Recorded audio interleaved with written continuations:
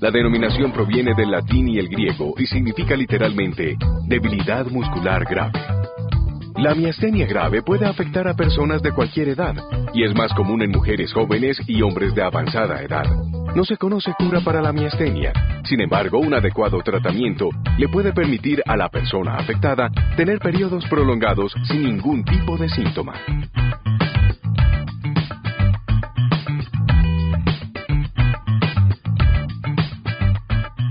Mi nombre es Armando Noriega Lugo, soy el presidente de la Asociación Colombiana de Miastenia Gravis. Soy paciente desde hace 23 años con este problema de salud. En la actualidad, y de acuerdo a cifras que nos ha suministrado el Ministerio de Protección, entre el año 2003 y el año 2008 aparecieron 3.339 casos nuevos, lo que nos está llevando a redondear aproximadamente a nivel país unas de 5.000 a 5.500 personas. La miastenia gravis es una enfermedad neuromuscular crónica, autoinmune y afecta los músculos voluntarios del cuerpo. Y la sintomatología consiste en dificultad para ver, porque no se cae, hay caída de párpado, visión doble, dificultad para hablar, para masticar, para deglutir. Cuando me dijeron que tenía miastenia gravis, yo pensé que mi vida se me estaba acabando. Obviamente, después de un tiempo, supe de la asociación de miastenia a través de mi neurólogo y para mí eso fue una bendición. Bueno, yo duré casi 7 meses con episodios de estabilidad de salud muy feos, muy terribles. Me sometieron a muchísimas cosas y no, todo salía bien, pero yo decaía hasta que ya como a los 6 o 7 meses, ahí ya dijeron que yo tenía la miastenia gravis. Uno tiene que sacar mucha fortaleza y aprender a vivir, y lo mismo la familia está con uno, claro que sí, pero también no se dan cuenta muchas veces que psicológicamente también uno le afecta. Uno tiene que no dejarse ganar, porque si no lo acaba rápido. Hace 2 años estaba en mi trabajo y empecé a sentir muchísimo cansancio, dificultad para movilizarme para la marcha. Empecé poco a poco a tener más dificultad para respirar. Duré casi 1 año con oxígeno.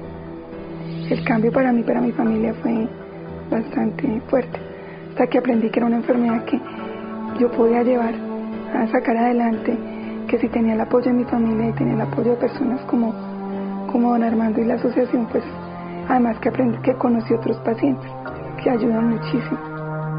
Yo creía que toda hora me iba a morir, o también uno cree que cuando va a comer, siempre que va a comer se va a atorar, porque como los músculos de deglución están afectados, entonces uno cree que si come una cosa, come la otra, se va a morir, y el miedo de morirse es grande, y más después de haber estado en una UCI.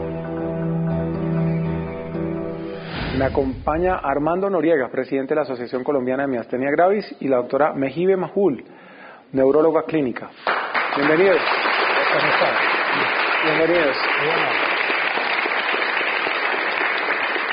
Armando, ¿a usted cuándo le diagnosticaron esto? A mí me la diagnosticaron hace 23 años. 23 años. Yo cuento ahorita, tengo 54 años, a los 31 más o menos. Me diagnosticaron por los síntomas que yo comencé a manifestar. Pues es una enfermedad desconocida, y para mí también y para mi familia. ¿Qué le empezó a dar a usted? Yo comencé con mucho cansancio en los brazos. Sí. Lo argumentábamos por el trabajo que yo realizaba en ese momento. Yo era trabajador de una entidad bancaria, trabajaba en las horas de la noche. Sí. Y argumentábamos todo que era por la actividad que yo llevaba. ¿Qué le tocaba hacer en el banco? Yo era operador de sistemas. Ajá. Entonces mi labor era muy larga. Podía empezar a las 2 de la tarde y terminar 4, 5, 6 de la mañana. Entiendo. Era muy larga. Entonces se fue argumentando. Después ya el siguiente síntoma fue el de la visión doble. Yo vi cómo yo escribiendo en una máquina y yo sentí que la máquina se fue para el lado derecho y vi dos máquinas. Sí. Entonces, pues también se argumentaba que podía ser por el esfuerzo que yo hacía por la actividad que hacía. Uh-huh.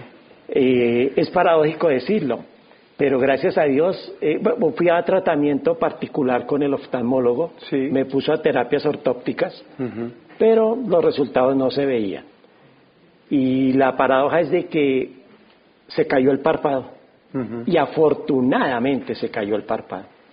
Entonces al caerse, porque yo estaba programado que para una cirugía ocular, pero no sabían qué era. Ya. Es decir, no le habían podido dar como con el chiste. Solamente iban a hacer la cirugía, pero ¿a qué? Uh-huh. Entonces cuando se cayó, afortunadamente la profesional, la oftalmóloga cirujana, uh-huh. Ella sí me diagnosticó y dijo, no, usted lo que tiene es otro problema. Uh-huh. Me dio el nombre que ni siquiera lo sabíamos pronunciar. Y me dijo inmediatamente, váyase para el Seguro Social, sí. Que era el único ente que había en ese momento.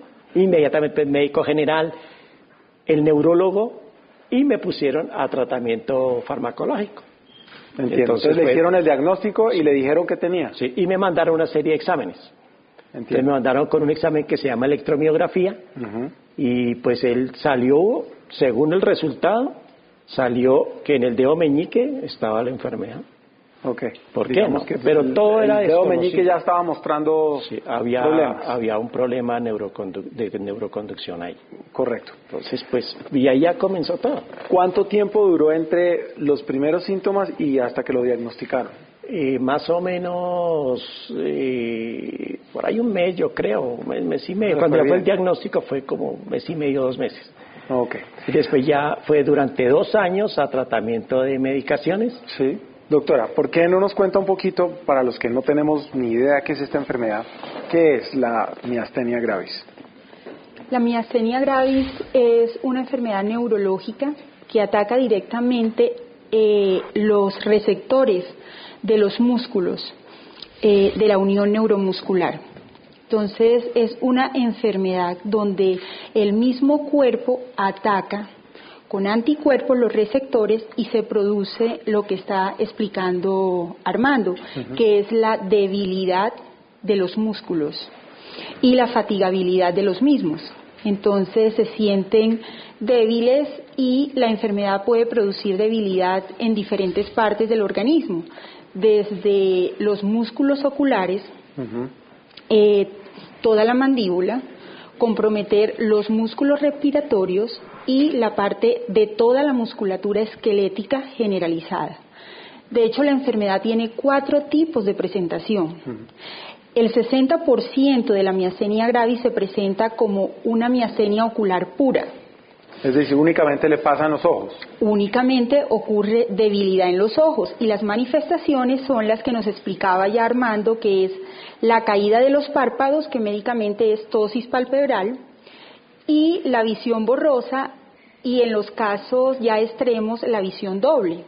Yo quería mostrarles qué quiere decir la unión neuromuscular porque hay mucha gente que no entiende qué es eso. Lo amarillo que ustedes están viendo, digamos que es el nervio que conduce la información para hacer mover el músculo.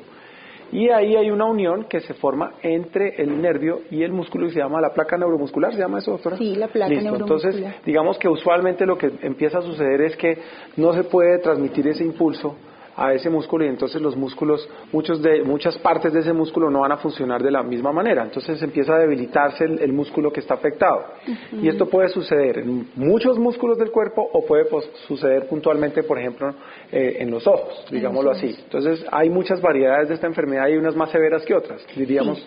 Eso sería más o menos. Doctor, hablemos de los síntomas en general, es decir, ¿qué suele presentar una persona con miastenia gravis? El motivo de consulta usual cuando una persona llega con este tipo de diagnóstico es fatiga, uh-huh. Y la debilidad de la debilidad muscular, uh-huh. Que se traduce en la fuerza, porque la enfermedad se manifiesta en la disminución de la fuerza de los músculos esqueléticos. Entiendo. Que pueden comprometerse de una manera selectiva o generalizada. Entonces ahí hay que aclarar por qué hay que diferenciar la enfermedad que es el diagnóstico hoy, que es la miastenia gravis, con respecto a otras patologías neurológicas, que hay que hacer diagnóstico diferencial. Es importante lo que dijo Armando, y es que fue a un oftalmólogo inicialmente y lo mandaron a ortóptica, sí, porque únicamente vieron un síntoma y fue la diplopia. Que estaba viendo doble.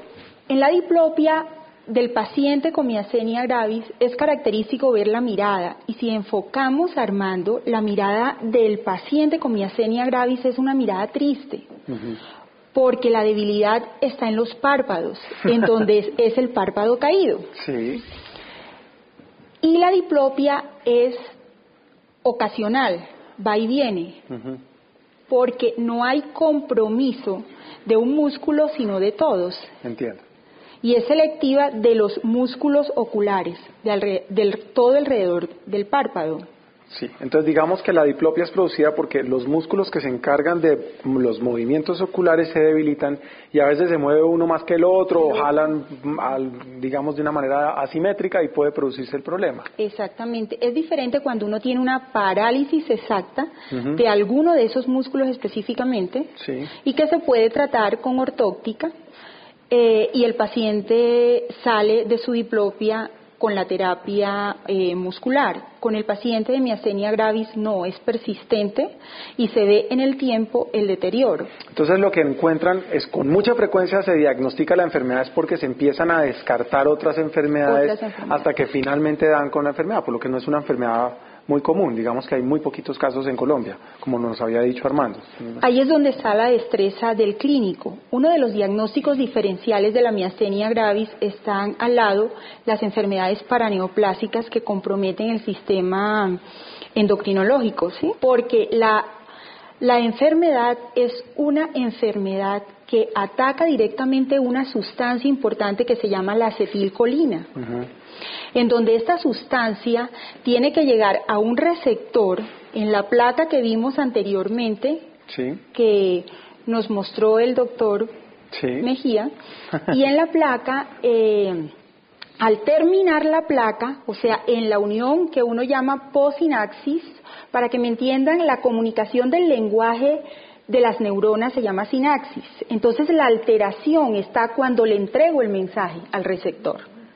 Cuando le entrego el mensaje al receptor, o sea, en la parte posináptica, se lo entregan mal, porque ya está ahí el anticuerpo y la acetilcolina no puede entrar para que haya la contracción muscular. Entonces se encuentra el músculo debilitado.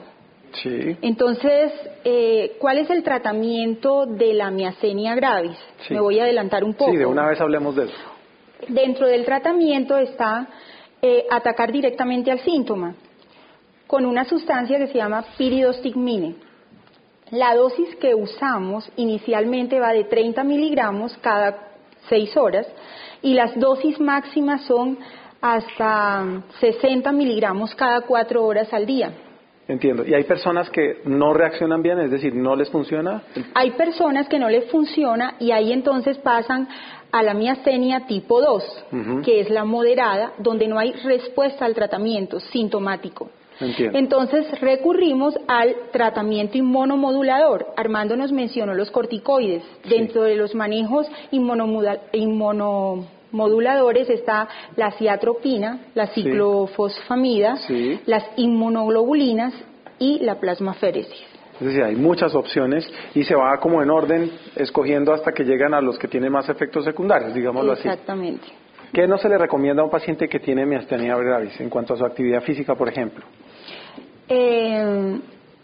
Hay actividades profesionales que son contraindicación absoluta. Por ejemplo, un deportista que juegue squash, porque el requerimiento del estado físico es muy fuerte. Un tenista. Entonces, contraindicado. Contraindicado, claro. Hoy recomendamos terapia física en los pacientes con miastenia gravis, no más de 20 a 30 minutos, porque la fatigabilidad del músculo es con el ejercicio repetitivo, y eso se diferencia de otras enfermedades. La miastenia, el paciente se levanta bien, pero la debilidad ocurre en el transcurso del día. Entiendo. Entonces se va como cansando el músculo. Si uno lo usa mucho, se cansa mucho más de lo que nos cansaríamos nosotros. ¿Qué es lo que médicamente llamamos la claudicación progresiva? Okay. Porque es una claudicación progresiva durante el día. Perfecto. ¿Esto le da más a las mujeres, a los hombres? Tengo entendido que le da primero a las mujeres jóvenes, más que a los hombres, ¿o cómo es más o menos la proporción? Estadísticamente se presenta mucho más en mujeres que en hombres.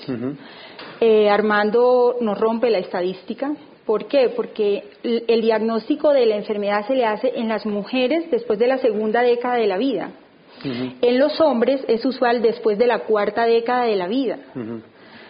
Pero Armando la presentó a los 30 años aproximadamente. Sí, pero hay otros casos. Claro, porque es que nosotros, eso que está, lo que nos da, tal vez nos daba la estadística, es de que era para las personas adultas. Entonces comenzamos la pregunta, ¿qué hacemos con la niña que tenemos en Cúcuta de 9 años?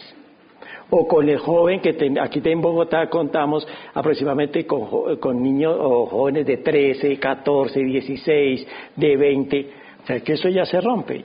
Digamos que totalmente, han empezado a encontrar personas muy jóvenes también con ya eso ya se cayó. La estadística va modificándose. Ya cambió porque a nosotros nos decían, la estadística estaba, de cada 10 personas, 8 son mujeres. Y sí, todavía se mantiene. A la última pues nos llegó, era de el 69.89 nos dio en mujeres, de 100. O sea que en los hombres se ha ido presentando más. Pero lo que nosotros hoy nos preguntamos y los mismos profesionales nos dicen, bueno, ¿y qué hacemos entonces con los niños, con los jóvenes? Esto ya cambió. Es decir, desafortunadamente, porque han sido pacientes que están diagnosticados como pacientes miasténicos.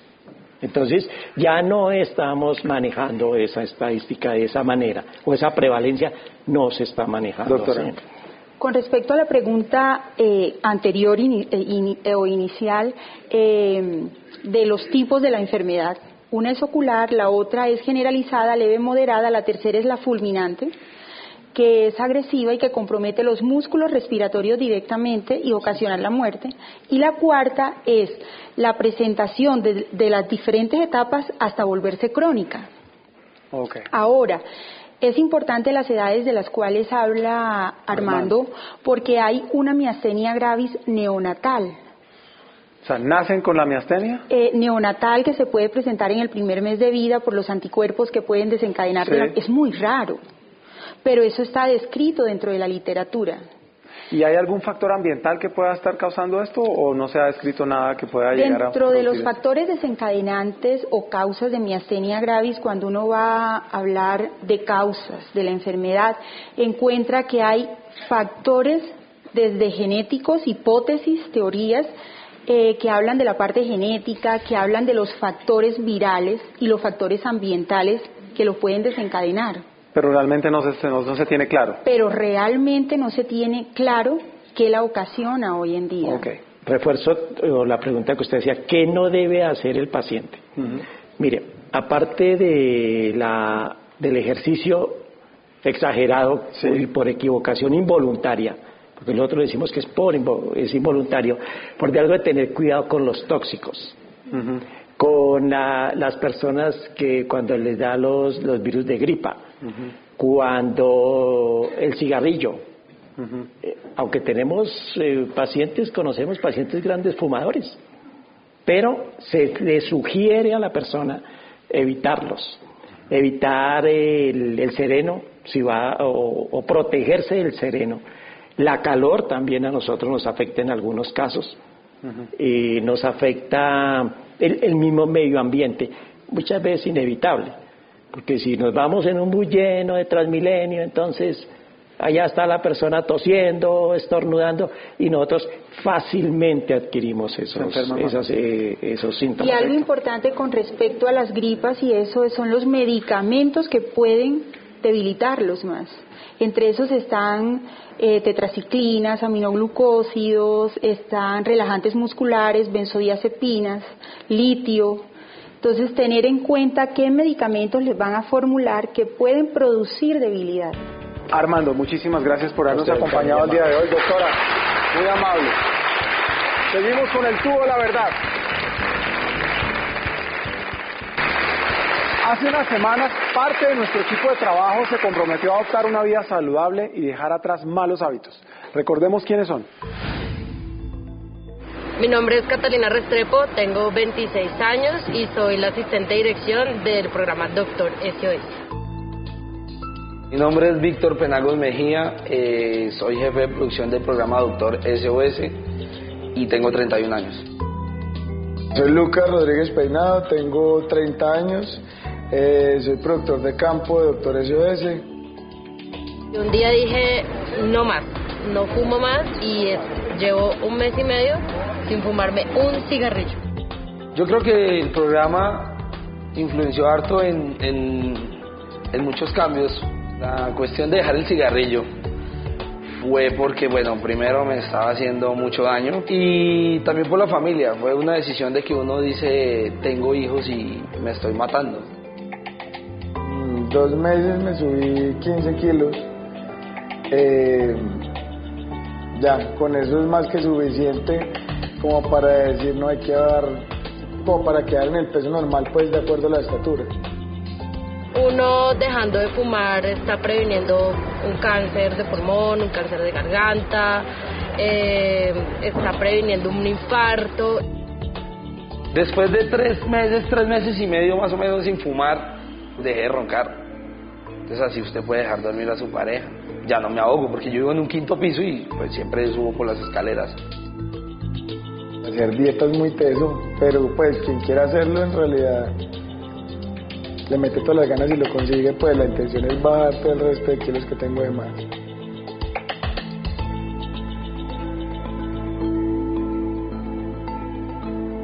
Llevo 2 meses y medio sin fumar, pues sin fumar nada. Lo único que no he podido manejar es la ansiedad, entonces como mucha hambre. Cuando empezamos a grabar el programa, los primeros capítulos siempre eran como guiados y enfocados a eso, al cigarrillo, a los problemas del cigarrillo. Y pues como siempre estoy en el máster y estoy viendo todo, pues me di cuenta que no era bueno, ya estaba teniendo como una tos muy fea, no podía respirar bien. Entonces pues ahí fue cuando tomé la decisión, dije un día no fumo más y desde ahí no volví a fumar. Yo pienso que me había cambiado en todo, en motivos de salud, ya no tengo esa tos, ya no huelo feo porque siempre huele uno a cenicero. Y tercero, mi hija, que es como la que está más contenta con la decisión que tomé. Lo que más me ha costado el haber dejado de fumar es que uno, por medio de la ansiedad, empieza a comer más. Entonces ya empieza a tener problemas con el sobrepeso. Entonces ahí empieza uno como... es otro sufrimiento aparte. Me levanto con más ánimo, no tengo ese dolorcito de garganta que sufre uno cuando fuma. Ya puedo hacer deporte más tranquilo. Mi familia es súper feliz el haber dejado de fumar porque también es un bien para ellos, debido a que cuando yo fumaba, pues fumaba dentro de la casa, entonces perjudica a uno a los que lo rodean. La idea es nunca más volver a coger ese vicio.